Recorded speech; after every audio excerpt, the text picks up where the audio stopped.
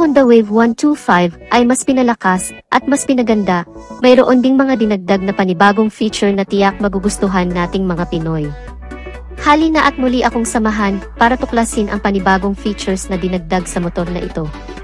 Ang Honda ay hindi talaga napag-iwanan pagdating sa mga unit upgrade ng kanilang mga motor. Halos kada taon ay nag-upgrade sila ng motor according sa kung ano ang demand ng mga consumer. Isa sa mga motor na ito ay ang Honda Wave. Anyway, available na pala sa Pilipinas ang upgraded version ng isang smaller displacement from Honda Wave family, ang Honda RSX 110. The Philippines' first Honda Wave fuel-injected underbone motorcycle, kaya super tipid na ito sa gas. Ngayon ang Honda 125 naman ang inaabangan natin na dalhin ng Honda dito sa Pilipinas. At siguradong sulit ang ating paghihintay sa bagong Honda Wave 125. Dahil sa new generation looks at new generation technology na mayroon nito.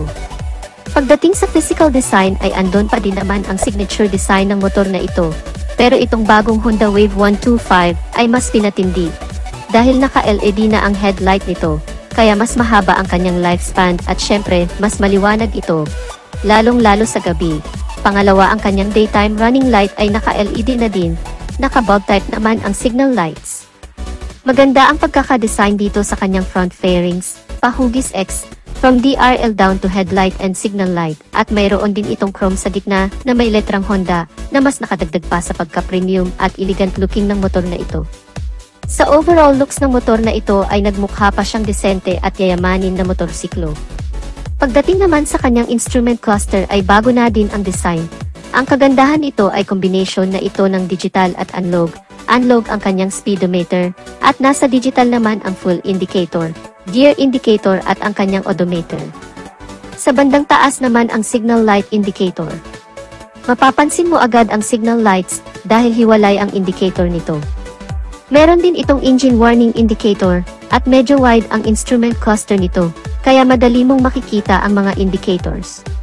Kapansin-pansin din na mas gumanda pa ang design nito kumpara sa mga previous version.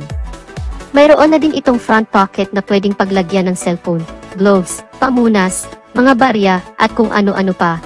And for the record, ito ang kauna-unahang underbone ng Honda na may front pocket, kaya mas convenient itong gamitin sa pang-araw-araw. Pagdating naman sa kanyang ignition ay meron na din itong shutter lock, kaya hindi na ito basta-basta makakalikot ng ibang tao. And aside sa ignition, dito na rin ang bukasan ng underseat compartment kaya mas easy access na.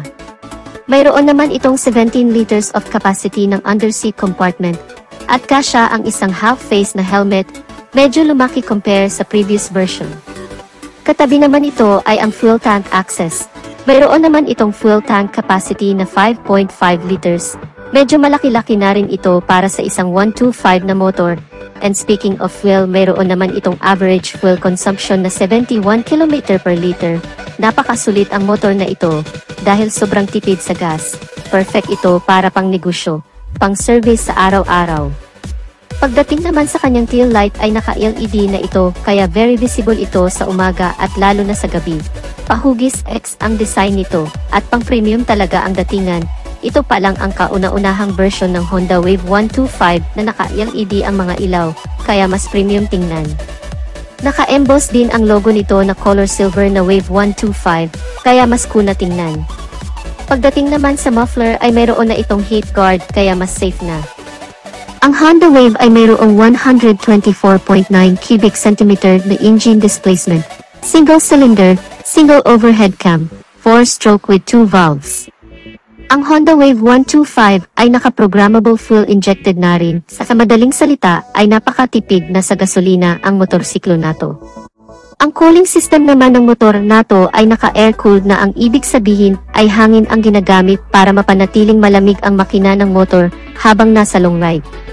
Punta naman tayo sa kanyang maximum power. Mayroon itong 9 horsepower at 7,500 revolution per minute. At mayroon naman itong maximum torque of 10.1 Nm of peak torque at 5,000 revolution per minute with a compression ratio of 9.3:1. Mayroon naman itong bore and stroke na 52.4 mm by 57.9 mm. Proceed naman tayo sa kanyang overall dimension. Ang haba ng motor nato ay nasa 1,931mm at may lapad na 711mm at may taas na 1,090mm. Pagdating naman sa kanyang ground clearance ay mayroon itong 135mm with wheelbase of 1,258mm. Pagdating naman ng sukat ng kanyang gulong ay 70/90/17 sa harap, 80/90/17 naman sa likod.